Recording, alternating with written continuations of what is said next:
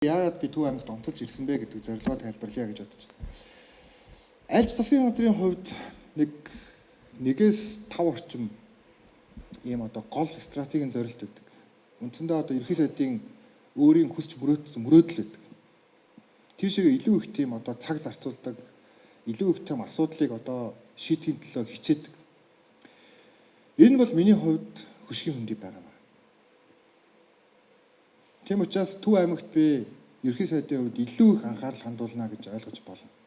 Нэг өөрөлд хөшгийн хөндийг бид нэр 2 дахь Улаанбаатар болгохыг зорж байгаа гэсэн үг. 2 дахь Улаанбаатар хот.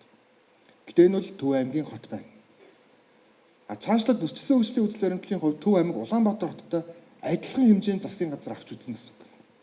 Дэд бүтцийн хөгжил болон бусад асуудалтай холбоотой асуудал төр. Яагаад гэхээр инкээс өөр сонголт байхгүй. Төв аймгийн дараачийн том төвлөрөх газар бол Дархан. Дархны дараачийн газар бол Орхон. Тэгээд Өмнө говийн дараа Дорн гов гэсэн тестралаар Улаанбаатар хотод байгаа энэ асуудлуудыг бидний хувьд задлах боломжтой гэсэн.